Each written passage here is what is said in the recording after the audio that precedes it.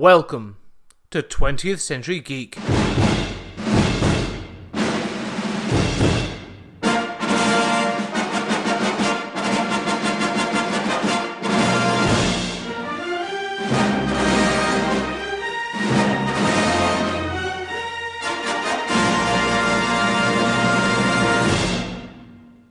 Welcome to 20th Century Geek. I'm Scott Weatherly, and Happy New Year. Welcome to 2018. We've got some fun plans, some big plans for 20th Century Geek this year. But I've got something special today. He's been away. He's been off pantoing. He's been off busy. He's actually been working, because he's a lazy sod usually, but he's actually been working. I have him back. Mike, you are back in the 20th Century Towers. I've been working solidly for 4 or 5 months. I know, yeah. Well, literally without a day off. Yeah. Which is kind of weird. Well, it was your season, that fourth quarter of the year. Hence why I just spent 150 quid on Arrow Blu-rays, but there we go. Yeah. Arrow, if you just know, he has literally just spent 150 quid. If you want to sponsor 20th Century Geek, totally. We are totally down with that. Oh, we're so down with it. And also, if you've got any jobs going, I am currently unemployed, so hey, you know. If anything, this podcast... I'm self-employed, so You are? I'm never unemployed. No. Unoccupied. Unpaid. But this podcast is perfect for Arrow Video, really, isn't it? Looking back at all those... We should really get them on. But if you get an Arrow video deal, I'd kill you. Well, no, I'd bring you in on it. I'd bring you in on that. I will pull a nail in your head, just like they do in Massacre Gun. Yeah. Great Arrow release. Especially their dual format, Steelbook edition. Steelbook edition, yeah. Right, so what are we going to talk about today? Well, it is the new year. Yeah. And, I've been thinking about these things, and we had a few... What's your New Year's resolutions? New Year's resolution? Yeah. Oh, I haven't done any because I don't bother, because I never keep them. No, it's true. I never do. Every year it's like, I shall exercise more. I shall lose some weight. I shall do this, do that. No. It's not going to happen. I have things I want to do this year, and I've already started doing them. Big one. All right, this is a bit of a... This may not come off. In fact, it probably won't. Right? Okay. But I'm doing I'm doing a big Superman special later in the year. Right. 80 years of Superman. It's the 1000th issue of Action Comics in April. Right. Okay. So it's a big year for a geek like me this year. Right. Yeah. So I thought, I've got to reach out to Superman. I want to speak to Superman. Well, Christopher Reeve's sort of off the cards, to be fair, unfortunately. God rest his soul. Well, through my ghost hunting company, maybe. Possibly. Yeah. Henry Cavill seems a little bit out of my reach. Yeah. So I contacted Dean Cain. Wow. Yeah, I thought, why not? Dean Cain seems like a really nice bloke. He seems a really down-to-earth guy. Maybe he'll be interviewed. Haven't heard back yet, but I'm going to keep trying. Oh, fair enough, yeah. Watch this space. I may or may not get Dean Cain on 20th Century Geek. Wouldn't he be very angry, though, and disgruntled? Why? Because he was pretty shitty. No, it wasn't. I used to love that 90s Superman. Him and Terry Hatcher. Oh, it was good fun. It's almost like a 90s version of Batman 66. I suppose, yeah. It's that campy, slightly silly take. But, it's... I don't think he was shitty. I just think it was just shitty programming. That's what it was. It was. It was cheap, and it was, He could have had if he had more budget, he would have flown. I'm telling you now, I'm telling you now, but if you look back on it now, if you go back and watch it, and you watch it alongside things like Batman 66, or which you got for Christmas, it's down there in the TV back cabinet. Or that's a very loving present to somebody for Christmas. It was very, very nice. But the 1990 Flash, those sort of things. There's a real kitsch silliness to them. They work. Like they work in those universes. Seriously, go back and watch it. It's really fun, and it's really got. It's on YouTube as well. It is. Yeah, it's got heart. That's what works. You know, a bit like the Flash and Arrow and all those things now. Yeah. They work for a similar reason, but it's got heart and it works in that world. Okay, cool. And he was a good Superman, but that's besides the point. That's for a future thing. Future. But it's again looking at that retro thing. So what are we looking at today? Well, in recent years, we've had, whether you want to call them soft reboots or resurgences or whatever, but I like to call them belated sequels. We've had sequels come out to films that were released decades ago. So, for example, just last year, we had Blade Runner 2049, which is 30 years after the original Blade Runner. We had The Force Awakens, which is a sequel to Return of the Jedi, for all intents and purposes. My God. Shit. I knew I'd seen that gold droid before. Did it not register at the time? No, I didn't. No. And they kept talking about Darth Vader. And I thought, surely there's this cross-promotional thing, so... Wow. But again, that was 30 years. And then we just talked about another one. It's happened before. Psycho 2. Psycho 2. Was 23 years after Psycho. And better than the original. Oh, I don't know about that. No, I think it is. We could talk about that. But the idea I had was, I like this concept of belated sequels that come a long time later that acknowledge the period of time that's gone between sequels. Yeah. So in Blade Runner 2049, you get a craggy old Deckard. Yeah. He's in it as an old bloke. And in The Force Awakens, you get again a craggy old Han Solo. Just a so we're looking for films. Yeah. So it's true. Old man. Well, they did it with Crystal Skull. That was again a craggy old Harrison Ford. I bought you it on Steelbook to go in your collection. I will then put it under the car tyre as I reverse out. I hate that film so much. But the point was that some of these films are good, and they sort of did it recently with Terminator Genesis. Yeah. They tried to do that and tie it back into to the first two and all sort of stuff with an old man Arnie. See, I know we disagree on Genesis. We do disagree on Genesis. I really enjoyed the film, and I thought it was very clever, the 1984 kind of connection, the way they went back to 1984 and Arnie was fighting Arnie. I think that was great. I think it was absolutely great. And it's horrendous. And then it kind of erases the timeline, the rest of the timeline for the rest of the films. So there's lots of plot holes in this film. However, I thought, as a concept, pretty good. Do you know what I hate it? Because firstly, it's not a very good film. I don't think it's a very good film. But then it takes the two best films, and one of the films I love is probably one of my top 10 films, Terminator 2: Judgment Day. Sorry, in my top we went to see the 3D. I've seen it in 3D now, and it was amazing, right? Terminator Genesis literally says, there's two really good films you liked? They're irrelevant now. They don't matter. No. And I'm like, well, no, because if Genesis was a good film, right, was a really good film, I think I'd accept that and say, all right, you've reset the timeline. I can go back and watch those, and I will go back and watch Terminator and Terminator 2 because I love them. But the fact that Genesis was shit was just almost like. So the problem you've got as well is that the Terminator, this is a whole different podcast. It is, but... we should do an entire Terminator podcast. We should do, talk about we'll do a whole retrospective. The plot holes and the timelines and how timelines lie next to each other and alternative realities. It's a completely wormhole of. We should, because I'm even confused as at what point does Terminator 2 actually take place? Yeah. It's kind of like a bit weird. Anyway, regardless. Terminator Salvation, you're right, is a kind of... Genesis. Terminator Genesis is a good example of this happened this much afterwards. Yeah. And that's a good thing. Yeah. That's kind of like, it's not a rebrand, it's not a reboot, it is, let's continue the story of. Yeah, it is. And it does take it in different directions. And there are certain things, I will admit, there are certain things in Genesis I quite like. Like some of the action set pieces are pretty good. Yeah. Like you say, the Arnie on Arnie action... I've always wanted to see Arnie on Arnie action. Yeah. Well, it's big man for you. That's it, yeah. I like my bears. Yeah. But... Get to my arsehole. Get your ass to Mars. So I had to think then, said, what films would I like to see a belated sequel to? Human Centipede. Well, it's not been long enough. Maybe in 50 years or 30 years, I'd like to go back and find out what happened to those bodies. Yeah, exactly. What happened to find they're still alive, well nutritioned on a vegan diet. Yeah. So what I thought was I've taken 5 films, and it was a slow Friday afternoon just before Christmas. And I typed up working from home, Scott. I may have been working from home. Yeah. And I typed up some ideas I have for films of my youth I love that I think could do with a belated sequel. Yeah, on that notion of your youth that you love, these were probably films I saw when they came out of the cinema. I saw some of these at cinema. Well, I probably remember the first ones being made or something. Yeah. There's a little bit of an age gap here, folks. No, not much though. 10 years with that. So I'm going to throw out. So we're going to start with. In fact, I'll let you choose because there's 5 there. So, I'll let you. I've got them in for you. You can probably hear the paper rustling. But do you know what? So I'll read them out and you can choose which one we go first. Here's the 5 that I think we should discuss. Right.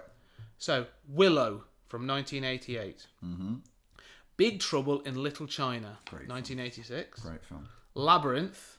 See, 3 good films already. Yeah, 1986. Totally. So, yeah. Monster Squad, 1987. Yeah. And Who Framed Roger Rabbit? Have you got Monster Squad on Blu-ray? I do. I have a Spanish edition down there. I need to borrow it. Because again, it's not released over here on Blu-ray No. for some reason. Don't know. Arrow, if you're listening, Yeah, Monster Squad. Yeah. But you are listening, because of course we are the #1 pioneers when it comes to your... Not only were they listening, because I bombard them with emails. I just send them the MP3 of this on a regular basis. So yeah, have a listen. Seriously, Monster Squad would be an amazing film. Where is it? I can't see it. Second row from the bottom and second one in, next to Little Shop of Horrors. Oh, okay, yeah, the one with the Una Palatibaco Macanica. That's the one. Yeah, I'll have to borrow that if that's Monster alright. Squad in Spanish. I haven't seen that in years, so yeah. Great film. Okay, so let's start. Should we just start from the beginning? Let's start with Willow. Willow, yeah, good. So Willow, so there's going to be spoilers, but all these films are quite old, to be fair. Yeah. That's not the point. So Willow follows a young Warwick Davis as Willow Ufgood. Yeah. A Daikini, as they call him. Peck. Peck, yeah. They have a proper name, but it's almost like the derogatory term from it is Peck. Out of the way, Peck, and he gets kicked. Yeah. But basically, it's a young baby is found in the reeds of a river by his village, and it is determined that she has to be returned to the human village, human people. And it basically unfolds. This little girl is a prophesized saviour for these people. He goes on a quest, very Lord of the Ringsy. He comes across a young Val Kilmer as Mad Mardigan, who's actually really awesome in this film. Val Kilmer's great. I've always liked Val Kilmer. Yeah. I think he's an underrated actor. He lost it a bit recently, I think. He's got throat cancer, isn't he? Oh, does he? Yeah, I didn't know he's that. been very unwell, so... But he is good. I do like him. I think he's quite limited what he can do these days. Yeah. And besides, Val Kilmer, if you're listening there and you're going to die, just give your money to us. Yeah. I'm happy for any donations. I have a Patreon account, so if you want to... There we go. But he's fantastic in it, and they go on a quest, and eventually they have to go. There's all magic and all mysticism involved, and then there's an evil witch, and there's a big battle at the end where people get turned into pigs. And Willow uses his magic to save the day and the baby, and the baby's called, I've got it here somewhere, Elora Danan. Yes. And she's basically this mystic baby that could save the world. Yeah. And the end of it, he goes back to his village and lives with his little wife and his little kids. It's a wonderful film. And Willow is a great film. Warwick Davies. I've met Warwick Davies. I've spent some time with him. I've spoke to him. He's a lovely guy, a really lovely guy. And I think that comes across in this film as well. Yeah. Well, he was so young because it's a George Lucas film. Yeah. Oh yeah. He was fresh off an Ewok. Wasn't he? He was. The only time he's appeared on. I think it was the first time he appeared without wearing a suit. Possibly, you're possibly right. I think when he made this film, he was like either 19 or 20, something like that. Because he was a lot younger when he made. He was only in his teens when he made Return of the Jedi. So he's like 19, 20 when he makes Willow, and they said to him, "Can you act older?" So he was like, "All right." So this is like so 88. So this is literally 30 years this year. So he'd be in his 50s now, right? Yeah, he is. Yeah. So and still good, still appears in all the Star Wars films. Yeah. So here's my story, and I'm going to read you this story. Okay, this isn't a story. This is just my notes. So for 30 years, Willow in the Kingdom has lived in peace. Mad Mardigan is still king with Sorsha, and Elora Danan has grown to be a princess of the people. Willow often visits and has become a strong wizard in his own right, and advises where he can. However, there is word that a new dark power is growing and ready for rebellion. When the Queen is attacked and killed by magic on a royal visit, the King readies for war and revenge, but no one knows who the enemy is or what they want. Not knowing how to handle an enemy he can't fight head-on, the King turns to Willow and Elora for advice. They go out to find out more from the people. They find that the attack was carried out by a disenfranchised group of magical creatures that did not realise that they were attacking the Queen until it was too late. This has given further rise to a group that is growing in power that believes that the time of peace has proven that the rule of man is the right thing and that expanding this influence over everywhere should be the goal. This group has grown to disdain all magical and non-human creatures and wants them driven from the kingdom or killed.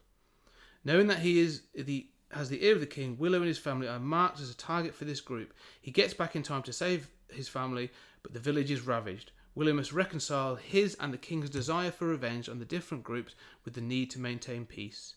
Eventually, the leader of the Human Order group and his followers attempt to attack on the king at an event, seeing him as an ineffectual old and a magic sympathizer. Willow and Allura return in time with a joint force of magical and human forces to support the king and to show that they are stronger united. All right. Basically, I was reading about the alt-right, when I was actually writing some of these notes out. So I want to use it as a bit of a... This is a satirical film. That's a lot happening in that film. It's a good film, isn't it? I was getting quite... But what do you think about the idea of Willow coming back 30 years later as a grown older man, and and Allura Dannon as a prince, as almost like a Diana figure, as a princess of the people? As a really hot... She has to be a hot princess. Well, she'd be in her... Cameron Diaz. Well, no, but she'd be younger than that. She'd be in her early 30s. Because she's a baby in the first film. So we're looking at the girl out of... what's her name? Terminator. Yeah, Emilia Clarke would be perfect. I'd quite happily work with her on this. Yeah, I'm sure you would. One-to-one basis. Yeah. An acting coach. If she's listening, if you need my input at any time. You want to be Emilia Clarke's acting? I just want to be her input. Okay. Have you got any Welsh in you? Would you like some? Yeah. I could do that. Thoughts on this then? Not just that story, but the idea of Willow coming back 30 years later. I don't know. I mean, I like the whole fairy tale ending to Willow. Yeah. I think it kind of it's got a neat little bow and it's done and the story is done. I don't think there's any other realms to develop. They brought peace to the land and this, that, and the other. Did you know there actually are sequels to Willow? No, I didn't know. So George Lucas originally wrote this to be a trilogy. Okay. And I think his fucking trilogy. I know. Well, no, yeah. Well, you know, yeah. He did space opera, and now he wanted to do fantasy. That was his thing. He wanted to do his own Lord of the Rings. That was his idea. And so he wrote a trilogy. And so there were two of the films, or there was two of the stories, and they were turned into books a little bit later. And I think they're written by Chris Claremont, who's quite a famous comic writer. Yeah. But you can get them on eBay or Amazon. Okay. For a couple of quid. So it involves the Willow character now. Oh yeah, they're a continuation of his story, okay. And I think one of them. I think they do start like. Are they short books? Yeah, I think they're actually quite relatively short. They don't get great reviews because I think they are literally like here's George Lucas's pitch, and it's been turned into a story, and they're not particularly well rounded. Why didn't he make them? Because Willow wasn't a huge success. Was it not? No. Oh, I thought it was. It was. I mean, it's great. It's a great film. It plays better now, 30 years later, than it did at the time.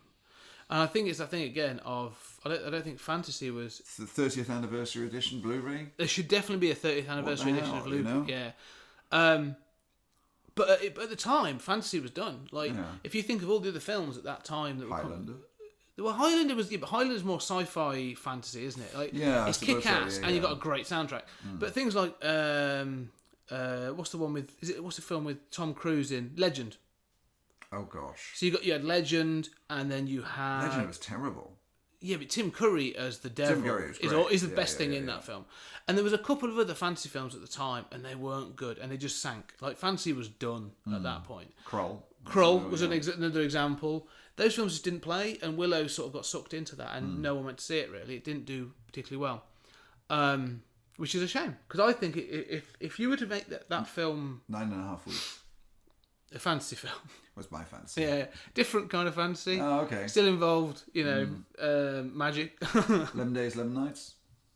I think I've seen that. That's kind of like 9.5 weeks. Oh, okay. This is getting into sort of your perverse fantasy, isn't it, really? Oh, I see. I'm getting confused. No, different kind of fantasy. Is it? All right, so I'll tell you what we're saying then. Okay. You're actually saying then that Willow was a self-contained Willow's a thing. full stop. Full stop. Yeah. So I don't think it's a story to tell though. Okay, no, I'm happy with that. Yeah. I'm quite. That was the idea of talking about it. So Willow is a no. So It's a short conversation. Can I go home now? Yeah. Well, that's what I'm almost pitching these. So you're almost like a producer, right? You're the Hollywood producer, and you've said no. Willow's a full stop. Great. All right, that's intellectual property we're not going to go for. Okay. This one, I think you might be more interested in. Is this like a casting couch then? It is. I'm going to get my clothes off in a minute. If I say yes, we just keep your clothes on. My wife tries that, and it still doesn't work. So, how about this then? All right, a belated, and this is actually going to tap into one of my other big loves. This is a belated sequel to Big Trouble in Big. You can't do anal on here. That's just wrong. That's constantly. Is that the sound it makes? Wow. Yeah. That's amazing. I'm like I'm in the room with you. It is. Well, I am in the room with you. Yeah. So, a belated sequel to Big Trouble in Little China. No, here we go. So this is old man Jack Burton, right? Mm-hmm. So there's a reason I like the idea of this. I like it, to be honest, I like it already. Yeah. I'm with you on this. Before you even read any more, I am with you on this. I think the Big Trouble in Little China has limitless possibilities. Oh, it's a world I'd love to tap into. Now, I'm not saying that the story I've written is the best. No, I'm probably going to say that too. Yeah. But like you say, I think there's potential in this, right? Yeah, so here's what I thought. Jack Burton has travelled all over and he's seen it all. However, he's starting to feel age creep up on him and he feels it's time to settle down. He catches up with his old pal Wang to let him know that he was willing to come back to San Francisco to look for a place to retire, but he gets no response. He asks around and everyone says that he went missing months ago and it's just best to leave it alone. Not being one to leave it alone, or let a friend down, Jack Burton takes to the streets to find out what happened. He is attacked by a ninja street gang, but saved by a beautiful Chinese woman. After he tries to come on to her, only to be rejected for being too old, but she will accept his help when it turns out when she learns that he is the legendary Jack Burton. She is Wang's daughter, and she is trying to get her parents back from a Chinese dragon that has taken up residence under Chinatown. This is the bit I like. The movie then becomes the standard fantasy action comedy with Jack's being the punchline in it, many jokes. Usually the fact he's just too old or whatever, that sort of thing. Yeah, I'm too old for this shit. The final confrontation would have Jack as the hero riding and eventually killing the dragon, probably by accident, on Alcatraz Island. Nice. Are you sold on this idea of Big Trouble in Little China 2, Old Man Burton? Yeah, Old Man, but totally. Because, Russell, I know you're Russell love. I do. I think he's amazing. And I think that he can pull off anything. Yeah. He's just, he's Jack Russell. Yeah, Kurt Russell. Kurt Russell. Jack Russell.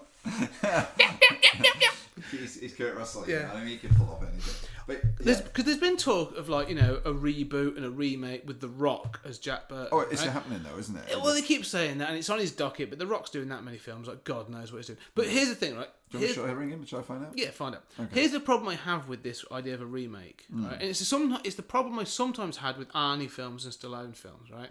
The Rock is too big to be Jack. Yeah, I go okay. Jack Burton should be he's just an average Joe. He's an average Joe. He's a truck driver, and the fact that he thinks he's bigger and more macho than he actually is the joke. Yeah.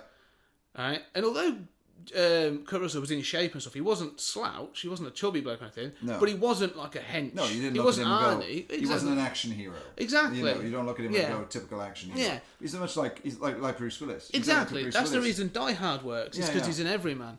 And that's the point of Jack Burton was, and I hope I don't offend any of my audience, but it was that dumb American character. He's all confidence and bravado. Yeah. And in some cases he can back it up, but probably 9 times out of 10 he can. But when you say dumb American though, is that I'm kind of getting the idea that you when you burnt that American flag this morning in the garden, that I was cold, right? I was cold. You was cold? I never do that. I wouldn't do that. I wouldn't. I've got the pictures of Trump. Yeah. That's fair enough. Oh, shit on them. But the idea of this as an old because I think Kurt Russell, just saying, would look awesome. Oh, yeah, he's a great old guy. Big handlebar moustache is how I see him, but with the mullet. The mullet remains, and he's now grown a big handlebar moustache. Yeah, but he has to shave off the moustache to look like he did in the 80s. There'd be a reason why he has to shave off the moustache. It's got to be like a montage thing, like a Rocky at the end video. To get ready for the final battle. Yeah. I'm back. Yeah. I think that would be awesome. I think the Chinese lady should be played by Emilia Clarke. And I think that I should. Do you know what though? I just want to say because there's a lot of Chinese actresses that would actually be very good for the role. In fact, there's some really good ones I can sort of think of. I don't know the names, but I'm sure they could find some very good Chinese actresses. But do you like that? So all right, as a pitch then to you as Hollywood producer, Harvey Weinstein. Yeah. That'd be the kind of one I'd be. That'd be me. Yeah. That would be the casting couch you would run. Yeah. So you're on board then for. I say there's money. There's money in big that. Hollywood. Totally. Big Trouble in Little China is going to get a belated sequel. Storyline is pretty good. You're involving dragons, which taps into a kind of a market at the moment, which is quite out there. With Game of Thrones. Exactly. That's what I was thinking. really talented actress Emilia Clarke in it. I think that I think it's got potential. I like the Alcatraz thing. I love the idea of that. And he destroys Alcatraz, as a landmark. Right. It is obliterated. Well, he killed the dragon. Yeah, there were two reasons I went to Alcatraz Island, right?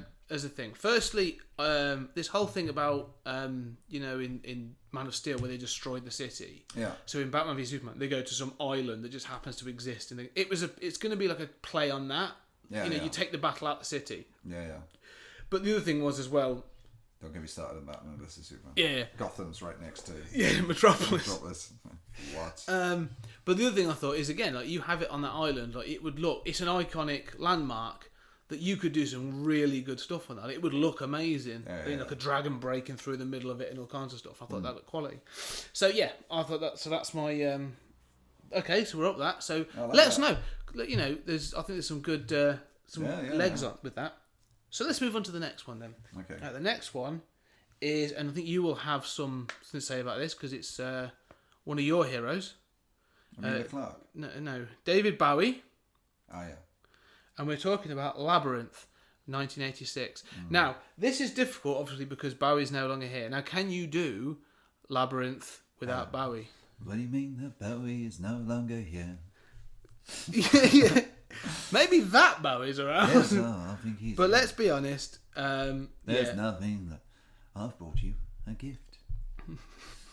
It verges on. Turn back, Sarah. Turn back before it's too late. Can I say, right, I also appreciate the effort. It just sort of comes across as really creepy. I think you're a fucking arsehole. Yeah. So there is talk already of a reboot. They've talked about rebooting it a number of times. And I think there's a great uproar to the fact that Jareth is of course, Bowie. It is essentially him. It is. There are certain roles within films that you can't have anyone else play. Yeah. Going back to your hero, a Snake.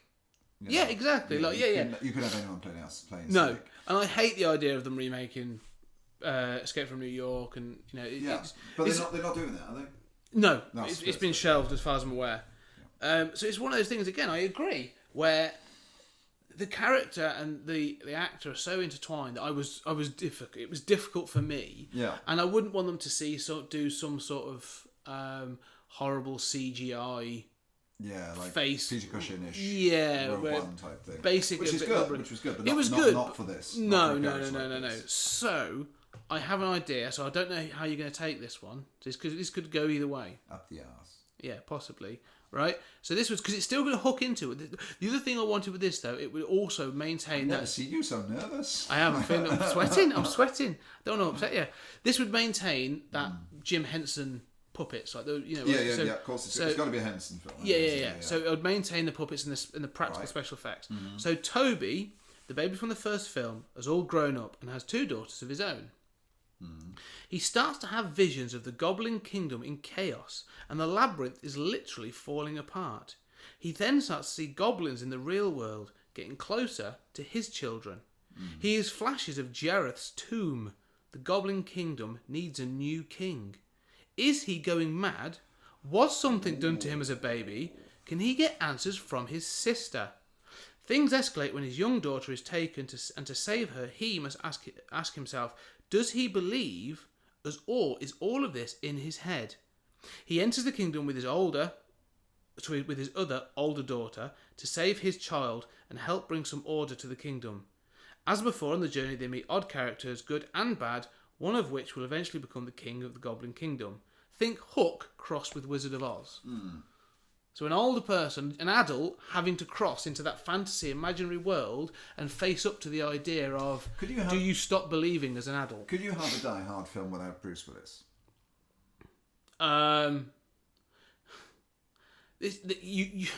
No. You couldn't. Let's be honest. And I think that's where we land with Labyrinth. Okay, I think it's great. I think it's a great idea. The fact that the Goblin King is dead, and we need a new Goblin King, and it taps into him because. Maybe in essence, in the first film, Bowie, when he took the child. He wanted to take him so he could make him the Goblin King. He was going to be his heir. Yeah. That's what I always felt like. He was actually bringing in an heir because that's. This is never explained why Bowie wants the kid. No, it's not. Which is a bit worrying. It was. It really is, especially when you see his. That in fact his codpiece is engorged. What codpiece? There is no codpiece. No. It's just his cock. That's all it is. It's clearly his cock. If you look, you can actually see that it's his cock. Oh yeah. The fact of the matter is, he is. He is happy to have a child. Yeah. But it's. I like the idea of the concept of the story, but I don't think you could make a Labyrinth still without Bowie, and he's unavailable at the moment. So I genuinely think that the problem is that no matter what story you have of Labyrinth, it is a Bowie. So Bowie is key to this. The Goblin King is key to this. You kill off the Goblin. Is there anybody in modern pop culture that has that same? Because there's always been people like there was that mysticism, that weird. Because do you know who I was thinking? Alan Rickman. No. Think about him. Alan Rickman, right? But he's also dead. No, but Alan Rickman would have been an amazing Goblin King. Oh yeah. Because the similarities between Alan Rickman and Bowie are just phenomenal. Oh yeah. Oh no, don't get me wrong. What I was thinking is though, someone who has that level of mysticism and oddness to them that you could then utilise on screen in a sort of way. So like Bowie, like Jareth is almost like Ziggy Stardust in a it's another. It's a persona. Jareth is another facet of Bowie. Yeah, right? He's more Ziggy than anything else. Yeah, I mean it's less an act. He's not acting. He's just being, right, in many respects. And I also feel like there are other things again, like almost like in a Michael Jackson way of like he lived in his own world. So it was that sort of oddness. Yeah, that's fair enough. The person that kept coming to mind in that respect was Lady Gaga. And I'm not saying Goblin Queen. A Goblin Queen. Yeah. That would be interesting, wouldn't it? So I think she would bring something really interesting to the role. Her father was a Goblin King. Yeah, like she was another child that was taken when Toby was rescued, but this one, another child wasn't, maybe. Because she's done a couple of films. Yeah, well, she's in American Horror Story the last two seasons. Yeah. She's done acting. I mean, she's not bad in American Horror. I've seen her. She's not bad at all. all. I think she has that level of she is a creative mind that I think would bring something to this project that's new. Very interesting pitch, that. That's plausible. And I wouldn't want it as a reboot. I think it would be a direct sequel. It would follow on. And like you said, I was still 30, 40 years later, whatever. Yeah. It's 40 years, isn't it, since it was made? Well, that's 86. Oh, so 32 years. Not too bad, 32 years. Wow. Well, yeah, I mean... So let's now throw that in then. So then basically an adult Toby and his child has to face up to Lady Gaga as the Goblin Queen. Now that's a different aspect to it. I think that's very much a different aspect to it. And she has to marry someone. She's looking for an heir, and that's why she's taken this daughter. Maybe she's taking this little girl. She needs to mate with someone. Yeah. Maybe that's what she says to Toby. She's like, "Well, come and be my Goblin King." Yeah.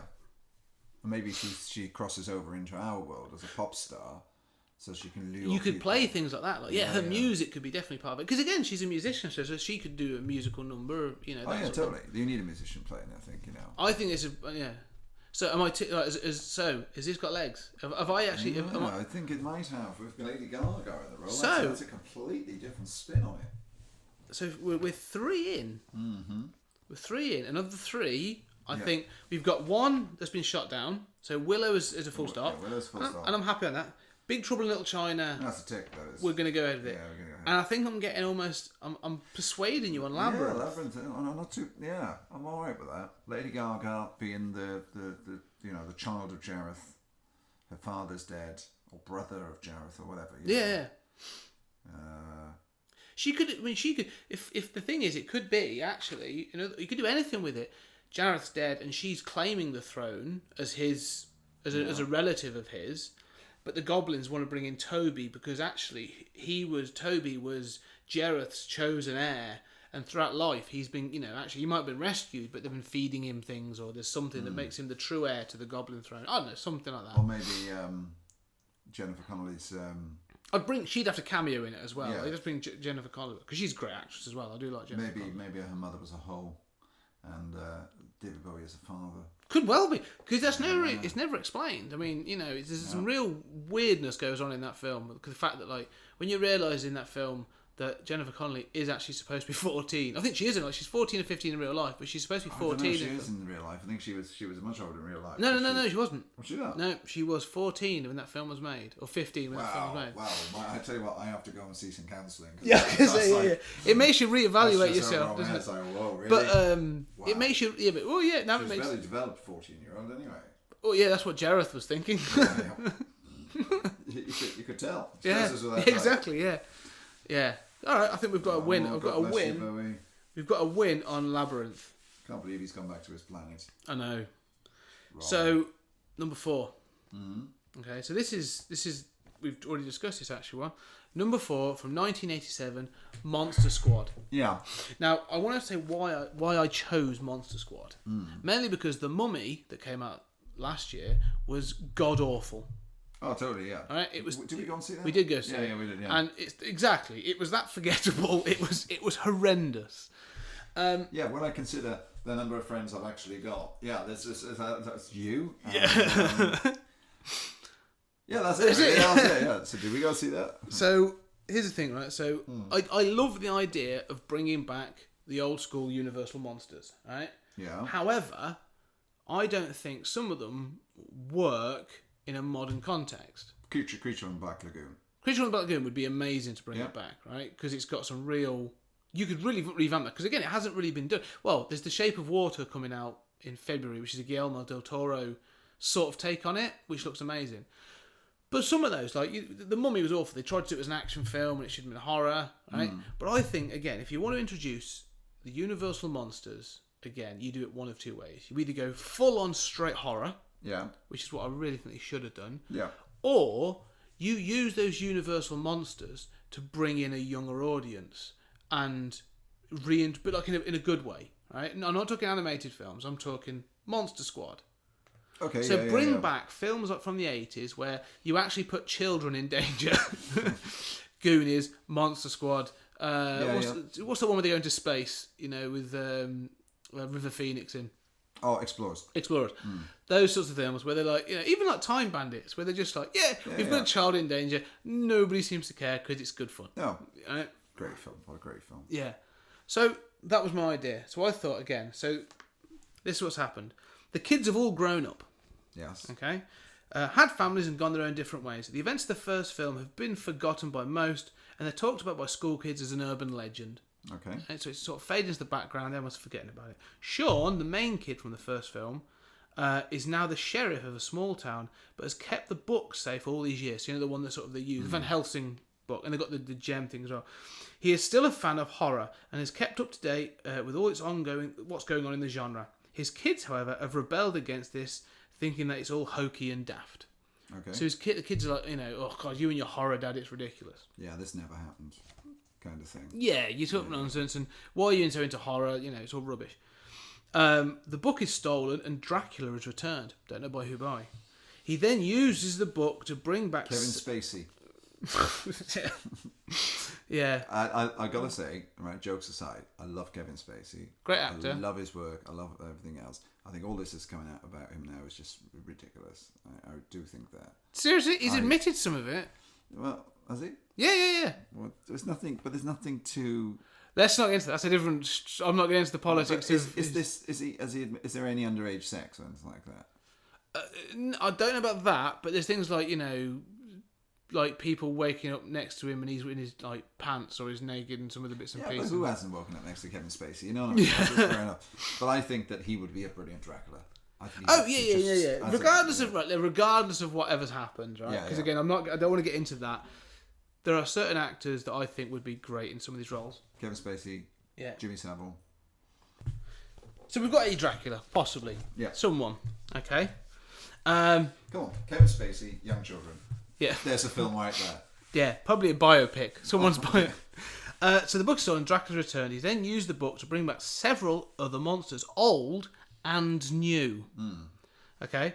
The book is one source of power, but they need the gem from the first film. After several attacks, the Sheriff Sean starts to suspect, but everyone thinks he's crazy. So he's like, no, Dracula's back, and I've seen people are reporting monsters. He thinks that he knows what's going on. Until some kids from the high school, including his own kids, see one or more of the monsters.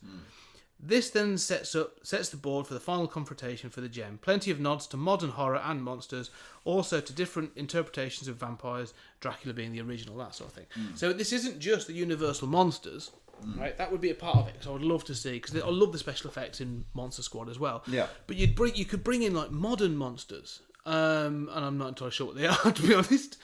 But you could do. Jason Voorhees. That's what I'm saying. Like you could bring in. I don't know who makes this. Universal, sure, isn't he? Jason, Friday the 13th. Possibly, yeah. So if whatever you've got access to, but you could also bring in. There are other things that you could, like the faceless serial killer or something like that. Yeah. Those sorts of things that you could bring into this and have that nod of like someone talking about Twilight. I know it's a bit passé now, but someone talking about Twilight or vampires or whatever, and Dracula being like, fuck you and you shitty vampires. All that stuff, but reimagining of like, basically reintroducing it to the kids. So Monster Squad would be 30 years. It was 30 years last year, so it'd be 31 years this year. Monster Squad 2, the new squad. Yep, the new recruits. Yeah, that sounds good. See, I haven't seen Monster Squad in a long time, which is why that's why I want to borrow off you to watch again. But I thoroughly enjoyed the film. I remember that. But yeah, and I think there's a story to be told. It's like Goonies. Yeah. Goonies is the same principle. I think Goonies is much like Monster Squad. You need to tell the story of what happens next. They're growing up now. That happened 30 years ago. What happens next? What's the next part of this story? Because that shouldn't end there. So the Goonies, getting back together to do one more adventure. Yeah. That needs to happen. That film. Yeah. I'd love to see that. But that's it. So I think Monster Squad 30 years later, I think it would be great, and I think someone like Shane Black could do it. Or Shane Black would be great to do. Well, he wrote the original. Yeah. Did he write the original? He wrote the original. No way. Yeah. It's one of Shane Black's first scripts. Wow. That's amazing. Yeah. Now there are some plot holes in that film, right, that really bother me. Okay. Right? But I'm not going to bother them because it's one of those films that I don't care. For example, there is one that does bother me and sort of trips me up. When Dracula he escapes from the plane, the coffins when that all drop, when he's got Frankenstein and stuff, right? And he brings all the monsters together. It just so happens to be the place the plane drops from seems to be by accident, but it just happens to be in the town where the book is, where he's bought the Van Helsing book. It's all very coincidental. That I can sort of accept that from a kids' film from the 80s. Yeah. The bit that really bothers me is the next time you see all the monsters, they seem to have acquired a hearse that's got a skull gearbox lever. Now it's cool as hell, but at what point has someone custom built them a car? Just in case they drop by. You never know. Now, if they just stole that from a bunch of goths, I want to see that scene. Yeah, that's fair enough. And I would accept that. In my head, right, I have put that scene in that film where Dracula walks into an auto body shop and is like, I want that car, and just takes it. But it makes no sense otherwise. The process is a deleted scene they might release on the 30th anniversary edition. Yeah, that's it. Is it 30 years old now? Last year. 87. Wow, and they still haven't done it. There's still no Blu-ray release for Monster Squad. Arrow, Monster Squad. Yeah. If you do it like a lovely, go back, do a real clean-up job on that. Some great special features. Do you know the special features on that are really good, actually. The Bride of Frankenstein. We should have that as one of the characters in the Monster Squad. Yes. Played by Emilia Clarke. That's what I think. Okay. Fine. I'm happy to go with that. You're the producer. Do what you want. Yeah. So here's the final one. Yeah. All right. Now this is, to me, this is a biggie.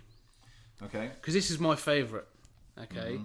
Now this film meant a lot to me when I was a kid, and it's actually 30 years old this year, and I will be doing a retrospective review of this film. You got it on Blu-ray?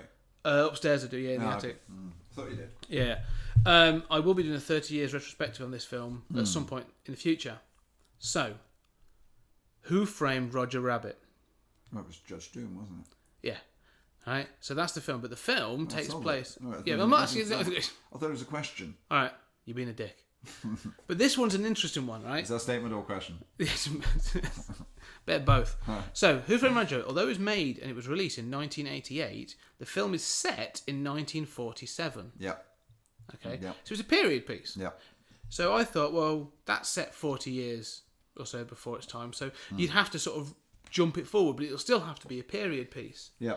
So I thought, let's jump it forward, and I will now set it in 1987. Interesting. Right, so you've had that progression, okay? So almost 40 years later. So almost 40 years later, because the film's 30 years old this year, so it's technically 30, 40 years later. So I thought, 40 years after the first film, Roger is a faded star, brought out for the odd guest appearance on cartoons and documentaries. And he has a drink problem. Yeah. He's got to have a drink problem. He's got some sort of issue, yeah. Frustrated with not being able to perform or being upgraded like so many of his former peers, he has tried to pursue his other avenues, all blown up by his need to be funny. So you've seen other characters have been like, they've become CGI characters, or they've become newer versions like Mickey or Bugs Bunny. He hasn't had that. Right? He's just been left behind as this 2D animation from the 40s. However, when the star of a new Saturday morning cartoon is killed and it looks like a retro character is the culprit, Roger teams with a new detective to find the real killer and maybe get a second chance at the big screen. The film would have Roger interact with a lot of characters that were created since the 40s and how they approached cartoon work differently. Everyone from the Hanna-Barbera characters, because they were created in the sort of 60s and 70s, so Scooby-Doo, the Flintstones, the Jetsons, which that are fading as well. So he's way back, and so you've got I'd like to have a bit of like Fred Flintstone, who's sort of been left behind, or Baby Herman having an argument with Bam Bam because he's been hitting on pebbles. Yeah. To the new and upcomers like Transformers, He-Man.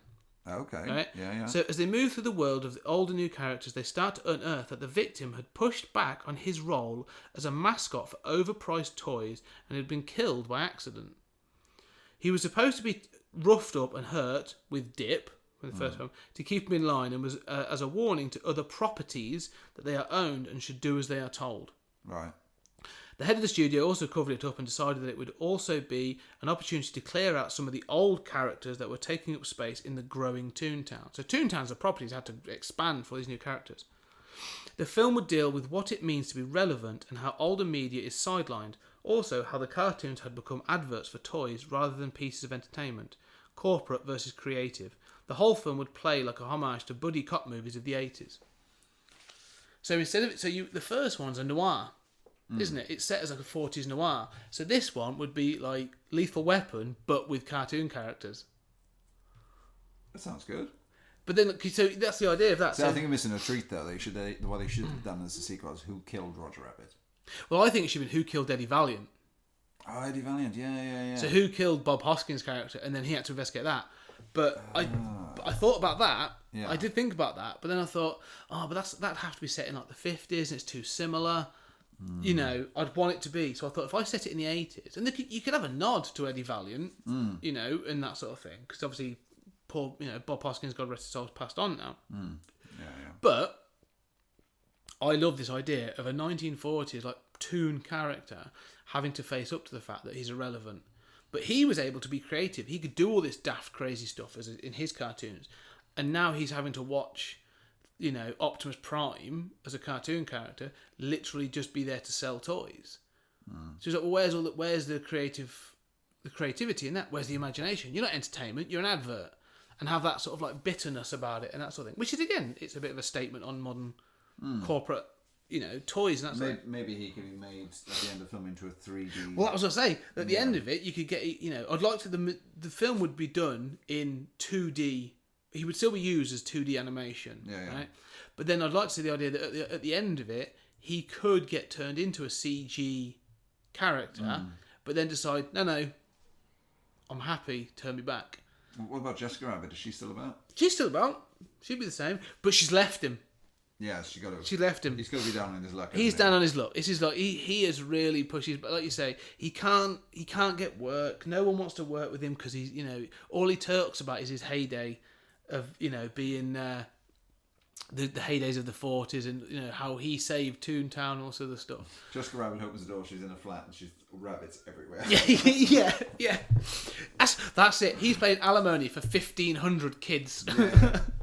Stuff like that. I mean, that's like, I'd really like to see it would still be fun, and I'd love to see it played. Like, so you'd have like really good car chases, and you'd have all the proper you have like the proper like 80s buddy cop tropes, but played out with tunes.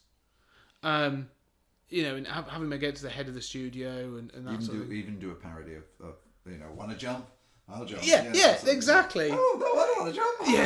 Yeah. Well, that's what you could do, because he's a toon, he's going to live. And you could pull the joke of like they look down and there's not an airbed there anymore, and he's like, well, you'll be all right. I'm not jumping. So Roger Rabbit talks a suicide victim down, or you want to get nuts? Let's get nuts. Sort of like doing the he does this the whole. I like that. I like it. Mel Gibson sort of thing, where he tends to be crazy, that sort of thing. Oh, I like it. So you're sold on Roger Rabbit. Sold on Roger Rabbit, yeah. I really love the idea of an 80s set Roger Rabbit. I am pitching it now. I'm hoping that Disney and whoever it was that made it. Was it Touchstone? Maybe? Touchstone, which is a Disney subsidiary, I think. Yeah, I think it is now. Yeah. Well, everything's a Disney subsidiary now. I do believe that you and I are actually a Disney subsidiary right now. I was made by Disney. Yeah. We are all owned by Disney. We are. Yeah. So yeah, that's what I'm saying. I think that would be quality. I think it's a great idea. You got so much potential there to bring in so many characters. There's great crossover possibilities there. Well, that's it. You can have like a retirement home for old toons. If he's then going to go to a bar where there's all these sort of like bitter Who would be the new detective? Who would be Bob Hoskins? Ooh, modern.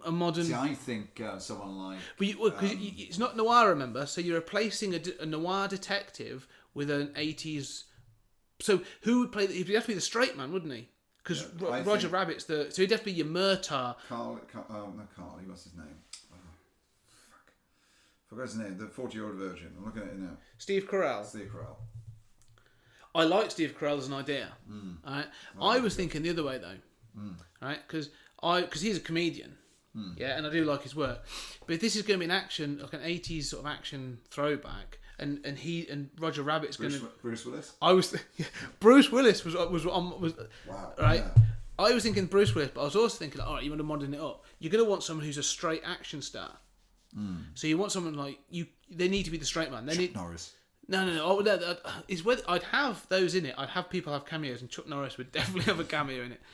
But I was thinking you'd need a modern action star who needs to play the straight man, because if Roger Rabbit's going to be your Riggs, you need a Murtaugh. So we're doing Kurt Russell again? No. I don't want him to be a cracky. I want him to be a younger person. It's got to be someone who's a cop now, who's quite straight laced. I'm thinking Jason Statham. No, I was thinking someone like, who's a good actor. No, I love Jason, but they've got to be a straight actor. So I'm thinking like Chris Pine. I was even thinking Carl Urban. Someone who can play straight, but has enough sense of humour to be the straight man. Robert Downey Jr. Robert Downey Jr. would be quite perfect, good, wouldn't he? They need to be able to be reserved and be the straight man, but then have that humour when it comes to it. Much like Bob Hoskins was. Kevin Spacey? If you just drop that bit, he's not. Let's be honest. There's no point casting him in anything, because he will not appear in anything. He's literally just been removed from a film. Well, all the money, literally took him out. House of Cards have been. House of Cards is cancelled. So he's not going to appear in a film. They're doing a new series of House of Cards without him in it. Yeah, which could be interesting. Yeah, I'm not sure that's going to work, but no. CGI someone else's face in. I don't know. Because Bob Hoskins in the first one is a straight man. He has those moments of humour. He's got a bit, but he's the straight man. Because Roger Rabbit's your comedian, so you need that Bob Hoskins character. So it can't be a comedian. It needs to be sort of like a straight action guy. But Steve Carell, though, you've seen him in stuff like Foxcatcher and stuff. Oh, he's a great actor. Don't get me wrong. Wonderful actor. Yeah. So he might actually be, because then he's old enough as well to be because he's old enough again to then be like, oh, I'm close to retirement. So Tom Hardy. Tom Hardy would be good. That would work. In fact, I think that'd be really good. Tom Hardy's like, I could just see him getting frustrated and pissed off with having to deal with a toon.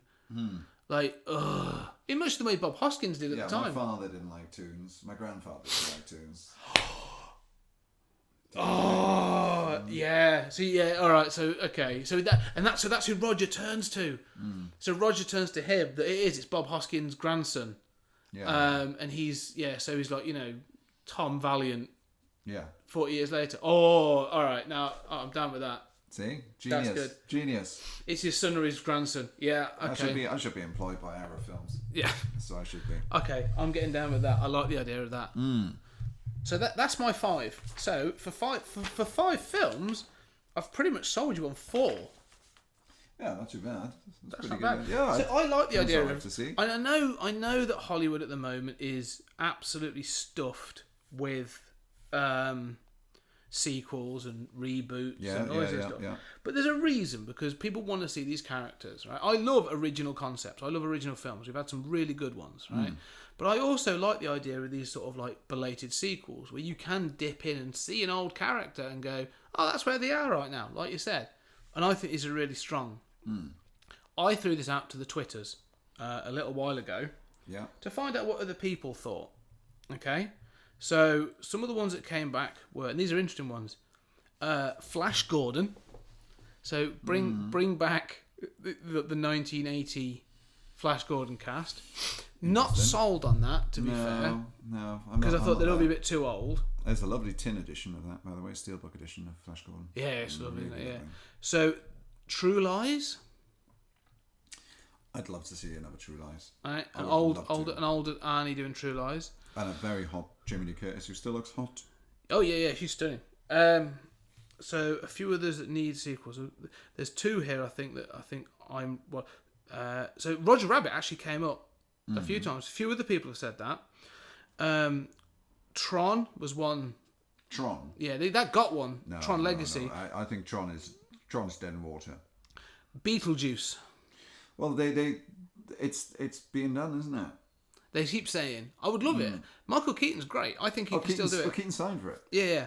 And it is set thing, but Winona Ryder hasn't signed for it. She can't. She's in a contract. Strange Days.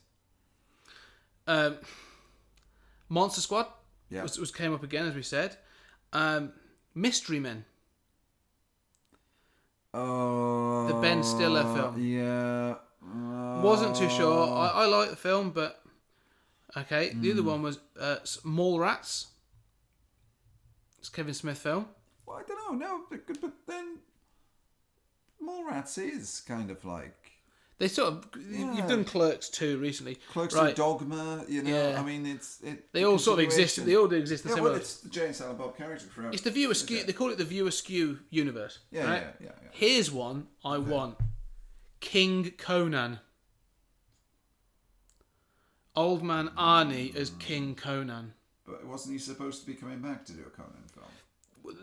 It's been discussed many times, but they've never really got around to it. But would you? It was in production.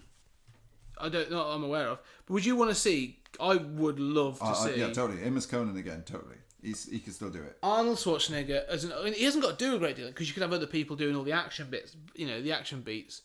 But Arnie as old man Conan. King Conan. Yeah, that'd be awesome, wouldn't it? I'd pay to see that. I'd like to see Arnie do another Predator film. That's it, right? Here's an interesting pitch for you, right? Because the new Predator film. I heard this the other day, right? And I know we're going off on a beat because we're talking about belated sequels, but this sort of works. Yeah, we'll get onto that in a minute, actually. Oh, well, Legend of Conan. Yeah. So it's in development. Apparently, but in development could just mean that someone has it on their desk because there's something they want to do. It's not means it may not have a director, probably hasn't got a script. It's that sort of thing. What was I going to say? Predator. So Predator franchise. You've got the new one coming out. Yeah. The Predator. Okay, I heard this the other day. So apparently, the way that they've played it, and I could be completely wrong because I haven't seen a trailer. All I've seen that really cool lightning poster. Okay, the Predator. So Predator and Predator 2 exist in the same world, right? Yeah.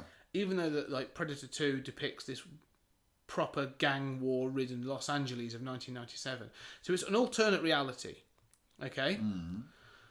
So then you had the Predators, which I don't think many, which is all right. I liked it. Yeah, I liked it's good. Predators. I thought Predators was a Christian Bale. isn't he? No, it's Brody, Adrian Brody, Adrian Brody, yes, of course, Lawrence. What's his name? Very underrated film. I thought. Lawrence Fishburne. I thought it was rather good fun.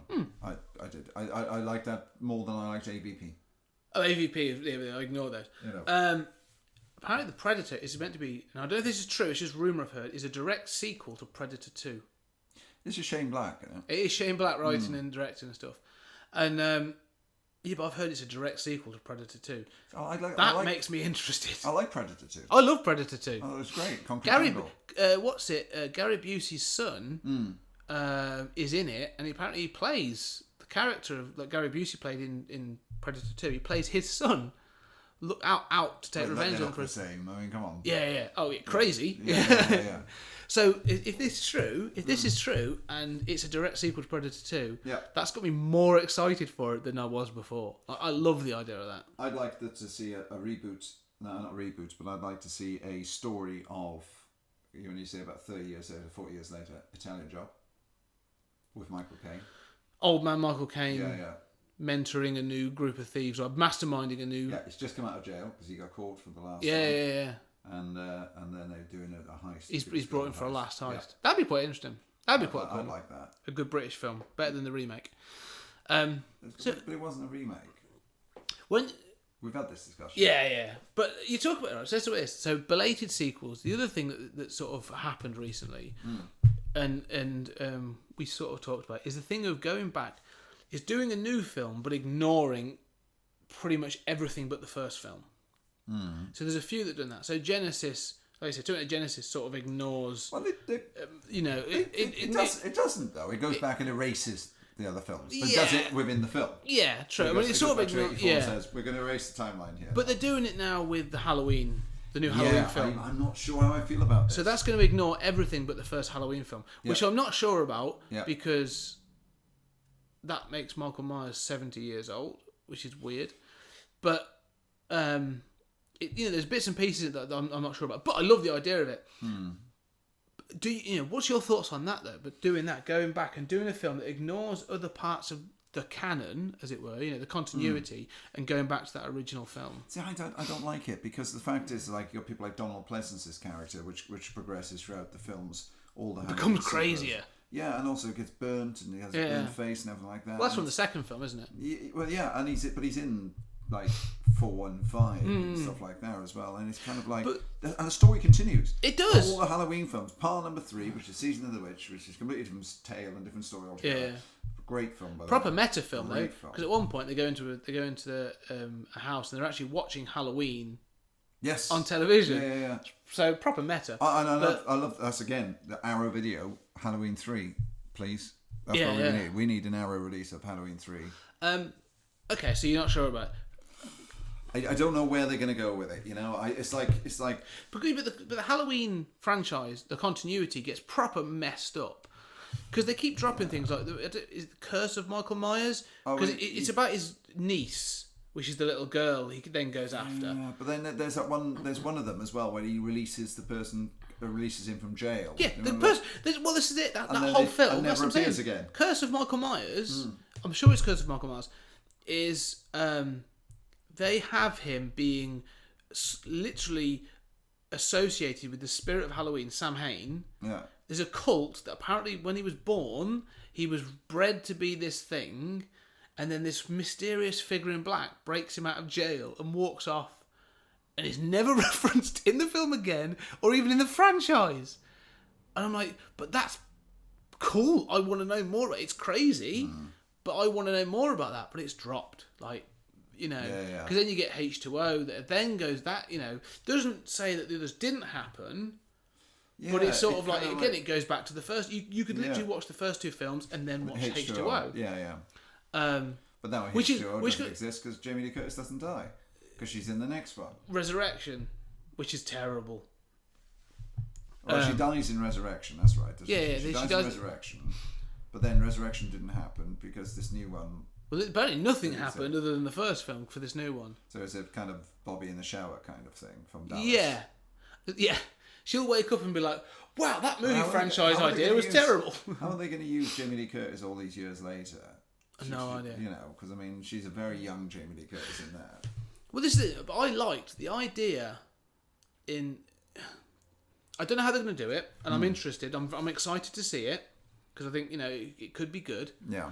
But what they did with H2O as a belated sequel for me worked. Because you took characters, or a character from that first two films that went through those events. Yeah. And like I say, you can watch 1 and 2, and then ignore nothing for 20 years. It is as H2O. It's Halloween 20 is what it's supposed to be, not water. Yeah. Which is why I think the marketing's possibly terrible. Yeah. And then it's like, what are the consequences of those events? She's got PTSD to an extent, she's got trauma, so she's got a drink problem. She's got a new identity and a daughter that doesn't know about her past, and they've got to deal with all that.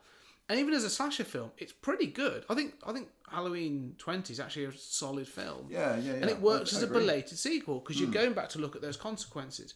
It works in the same way that Psycho 2 works. In it, Norman Bates is released from prison, and then you've got to deal with this thing of, like, people are saying he's sane, he's been a model inmate and all this other stuff.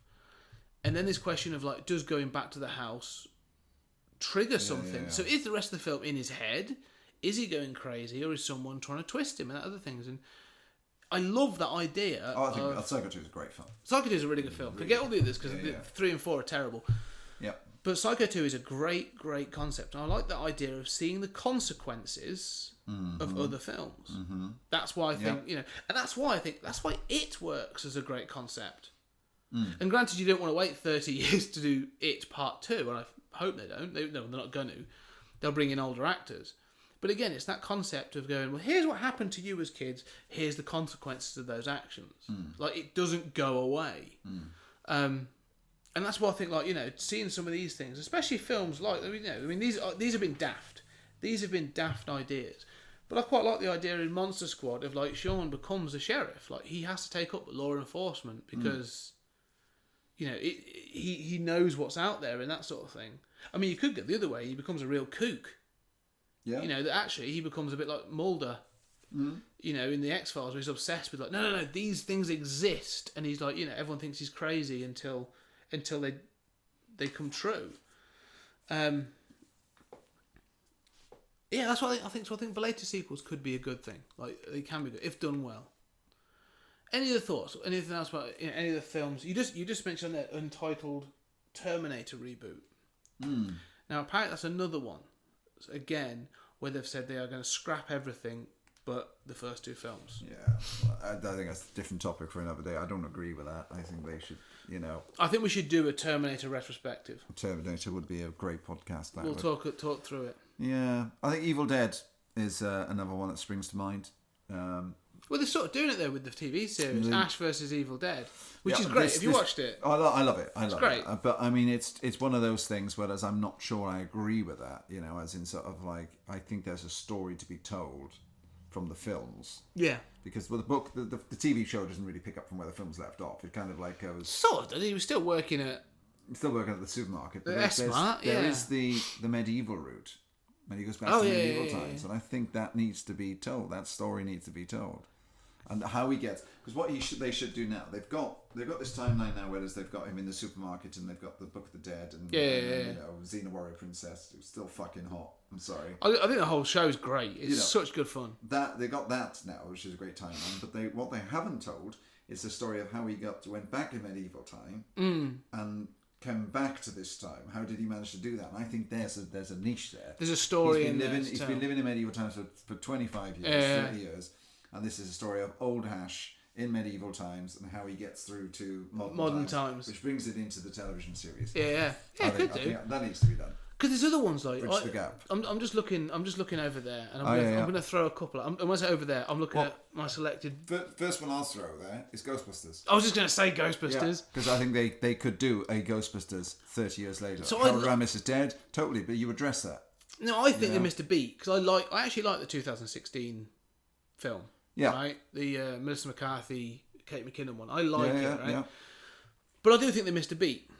Where it shouldn't have been a reboot or anything. It could have been a hand-me-down. It could have been... Yeah, it should have been. We're too old for this shit.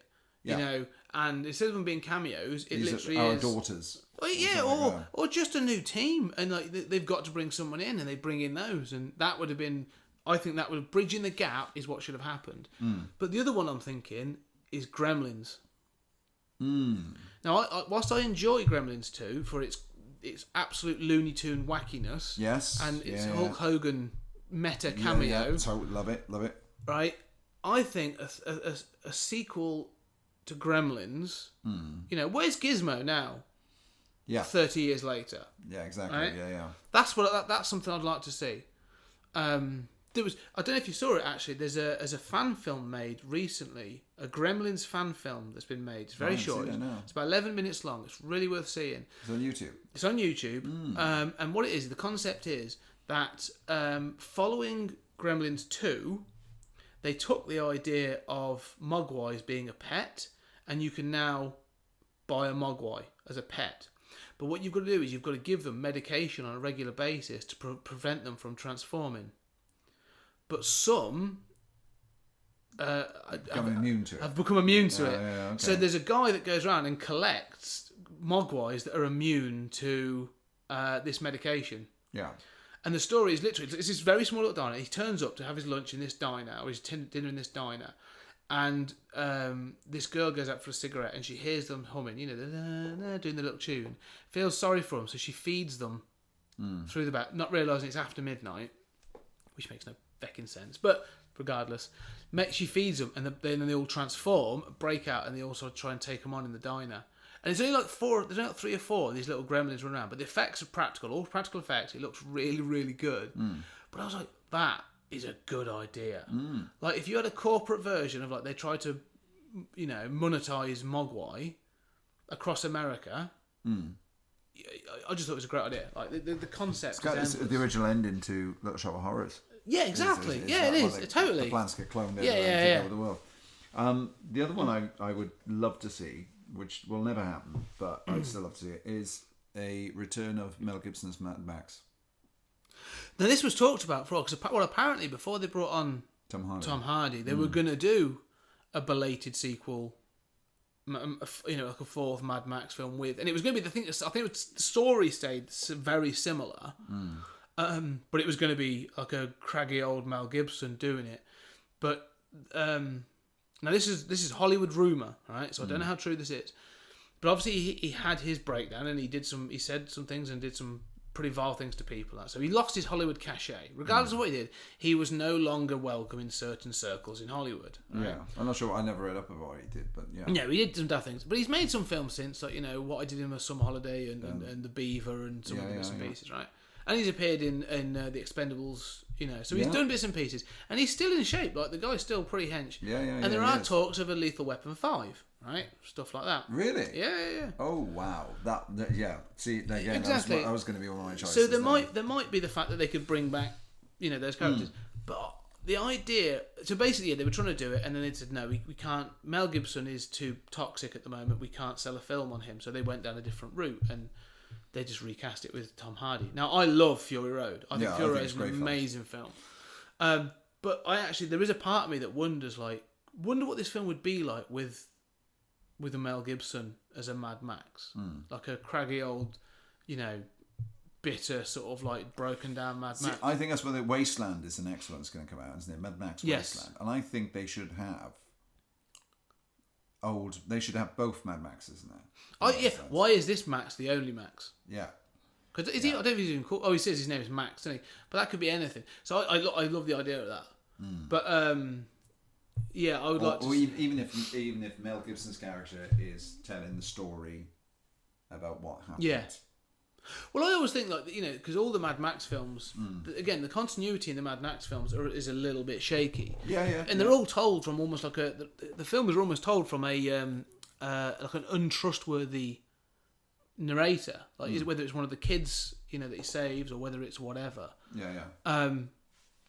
I love the concept of having that idea, that thing of, like, bring back a craggy old, you know, angry, bitter Max. And he's like, you know, yeah, I think it's great. There's so much potential for these kind of things. But the thing is, it's like, who are these films for? Do you know what I mean? Because I think you could sell some of these films. Oh, the mass markets. I Right? think, Like Who Framed Roger Rabbit 2. Yeah. Yeah. Right. Whatever you want to call it. You could sell as a family film or a slightly darker version or whatever. Yeah. I think would have legs. You could definitely market that and people would go see it. Yeah, Monster Squad 2, no. Monster Squad 2, you wouldn't have the audience for it. Like it would be limited. Labyrinth 2, it's a fine line here, though. That's the thing. Is that as much as I like the idea of Lady Gaga's role, I think she'd be important though to this. She'd be the marketing hook. She'd be the thing that would drag in that. Welcome to the Goblin Queen. Yeah, she'd be the thing that would bring in the younger audience. I think, right? Because that's your hook. And you could, for his daughters, or whatever, you could bring in some, I don't know, some Disney Muppet that's on the Disney Channel to play the part. Or Amelia Clark. She's a bit old to be one of the daughters, but she could be in it as a troll. I could dress up in a schoolgirl's uniform, something like that. I'm sure.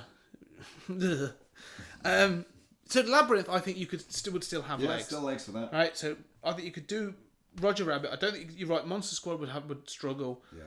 Labyrinth, I think you could do. Big Trouble in Little China. Well, yeah. I mean, I think I still got legs. I think I still got legs. I think it would make all the monies. Yeah. I think that would make a because it's a cult film now. It's a big cult film. It's a crazy cult film. Great cover on it as well. Yeah, it is. Yeah. I have got it on there. Yeah. It's a great film, and I think you would really, tap into something there. It's a similar thing to like the Expendables. It's that old man action film, isn't it? Really, it's kind of thing. And you're right. I think the more I think about it, a Willow, I don't think it has an audience. I don't think it would work. 20 years ago, yeah. Yeah, maybe in the 90s. I think we could have got away with it. 90s got away with it, but not now. It's like Top Gun 2. Never get away with that now. No. That's why they'll never make it. No, it's as much as they say they are going to, they'll never make a Top Gun 2 because it will never sell because people aren't going to see it. No, and the plot that I've read for it that was released not long ago. They did like a synopsis plot. Yeah. Was basically the same as Top Gun, but I've never seen Top Gun. But Tom Cruise was a different character. Because I'm a heterosexual man. Yeah, I don't need to watch it. Top Gun is one of those weird sort of like Tony Scott films. Because again, Tony Scott does some great films, right? But it's one of those odd films. Again, I'm not entirely sure who the film is for. Yeah. Because when I watch it, you do go, all right, planes are quite cool, I think. There's a shower scene or something in it? Well, there's a whole... Yeah, but then you get to the volleyball scene. And I'm not... Even as a kid, I was a bit like, I'm not sure if I'm supposed to watch... Is this for my mum? Why am I getting aroused? Why am I getting aroused? There was like, is this bit for my mum? Mum, can you come watch this? I'm confused. And then it goes... Top Gun I would say is all right. It's one of those films, I think the soundtrack is better than the film. Yeah, I mean, I know it's raved about and people love it and stuff like that, and I appreciate that, but I do think it's not a film that will stand the test of time. I just don't think it will. There are films that you can play today, right? There are films from the 80s. Still the 80s. Jaws. 70s and 80s that you can play to an audience today and they still stand up. And they're like, totally. Oh, yeah, they totally work. What about It's a Wonderful Life? Oh, we watched that at Christmas. Love that film so much. I mean, you think about that now. It's a Wonderful Life. 1947. 47, yeah. 1947. So, that is a considerable amount of time. Yeah. But the film is dateless. Ageless. It's an amazing film that you can watch over and again. There are films that, like you say, but that Top Gun is so Star Wars. Yeah, exactly. Ageless. It is. But like I say, Top Gun it's a bit like Wall Street. The first Wall Street. Yeah. They're so intrinsically 80s. Yeah. I love Wall Street. I think it was a great film. But when you take it out of that era... Yeah. When we look what they tried to do Wall Street when they brought Wall Street 2. Oh, I didn't watch it. I did. And it was awful. Yeah. It was awful. And it's like, because it doesn't work now. Yeah. Because you've left it too long. And that's the thing. But that's the thing about these belated sequels. Like, some films I think can play, but only films that exist almost ageless. Like, they exist out of time. Like Masters Universe. Think about that, bringing that back. That needs a reboot though. Yeah, Although don't get me wrong, I love old He-Man. Yeah, because I love that film. Right, it's stupid and it's terrible in many ways. Yes, right? it is. Yeah, but we did a commentary for it last year. We did, yeah. And it's amazing fun, that film. Yeah, we don't talk about the commentaries. No, we might revisit one day. But those Masters of the Universe was a great film. It's a ridiculous film that It was much of his era. Oh yeah, I agree. But they could do something much, much better these days. Oh, they could, yeah. But He-Man's not marketable anymore. That's the problem. No one really No, gives a no, shit exactly. about He-Man. No one would. They made that film too late as well. Well, that film, the toys had stopped being made like 3 years before it came out, so it was a real. But it was also the reason for that was it was made by Canon, wasn't it? Canon Films, and this was like that was their last ditch effort to save the company, and they ploughed pretty much everything into it, and it didn't work. Yeah, that's something we've got to visit at some point. Canon Film. We'll do a Canon Film podcast because RoboCop's Canon. He is. Yeah. There's quite a few. What's the other one? What's the Chuck Norris one? Delta Force. I've got Delta Force. It's on Arrow Blu-ray. Is it? Yeah, Arrow Blu-ray's got and Delta Force. Missing in Action. Yeah, got that one. Death Wish films. Death Wish is great. They did. Canon did some amazingly bad films. But they were successful franchises. I mean, Death Wish was well, they did 5 films. To say that it's successful is probably a bit of a push. The first 2 were great. Death Wish and Death Wish 2 were great. I'm going to tell you this now, right? I watched Death Wish 2 last year, right? Probably like sort of October time, just because it was on Netflix, and I thought, never seen a Death Wish film. It's not good. It's really not good, right? I just had a. They're remaking it. There's a Bruce Willis one coming out in March. Yes, with Eli Roth. Yes, that's right. Yeah. Directing, and it looks interesting. I've seen the trailer. It looks interesting. I don't think I'm going to watch it. But I've just bought some Chuck Norris films. Have you? Yeah.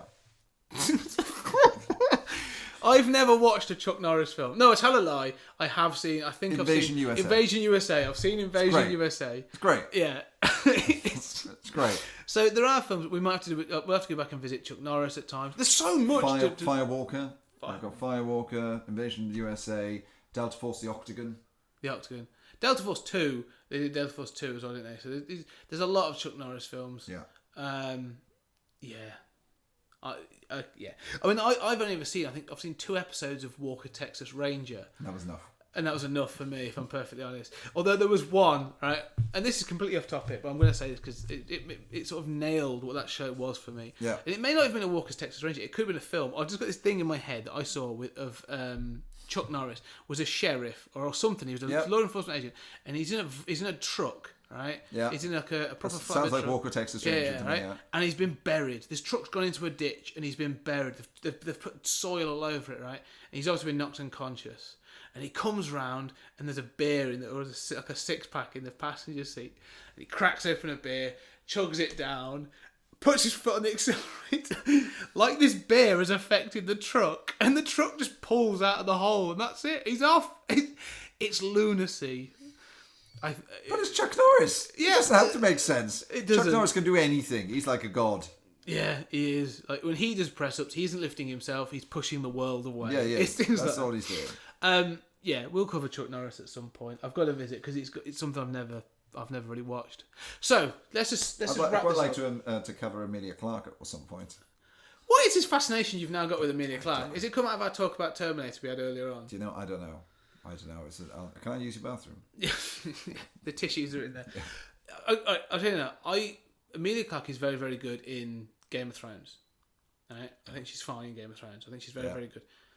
I think she was awful in Genesis. Right. I think she was so miscast as Sarah Connor.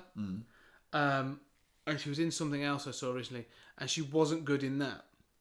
So I've now got this fear that she's not actually a good actress. She's just good as Dolores. She's just good in as Daenerys Targaryen. That's all she's good in.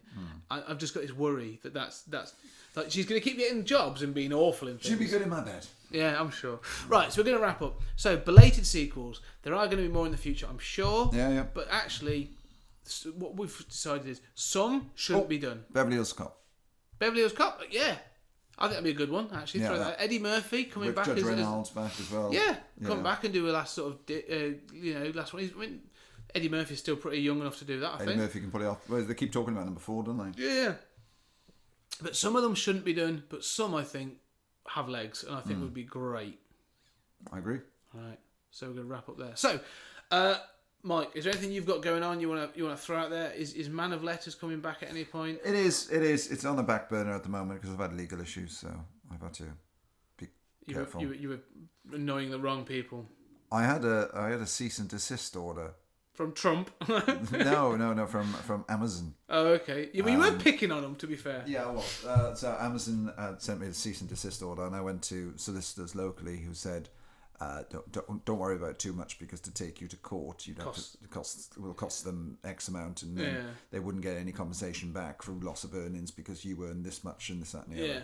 But to not do anything for the time being. Okay. So we'll leave that for now. Well, but it will be back. It will be back. It will be back. But it's great to be back. It's great to have Mike back on board. And if you want to get in contact with us, I'm on the Twitter. It's at 20th Century Geek. That's 20 So it's 20th Century Geek. Same on Facebook, on Instagram, and on Tumblr. And the email address is 20thcenturygeek@gmail.com. And so, please get in contact with any ideas for other sequels you'd want, or other topics you want us to cover. I've got some great things coming up. As you heard, I've reached out to Dean Keynes to get some Superman stuff going on in April. That will be awesome. We're going to do Versus is going to come back. The Versus matches are going to come back. I'm thinking of a Nick Cage Versus for some point in the year. Crazy Nick Cage versus Oscar or award-winning Nick Cage. And we'll see. I'm also thinking of horror in space. So basically, I'm thinking Jason X versus Leprechaun in space. Yeah, okay. And some things like that we'll do. There's lots going on I've got coming up. So, also, don't forget, I have a Patreon account. I've had my first Patreon donor, Nick Bray. Thank you very much. I really appreciate your donations, and your rewards will be winging their way to you in the near future. So, thank you very much, Mike. It's great to be back. Cheers. And to everyone, have a great 2018, and we'll catch up soon. Thanks very much.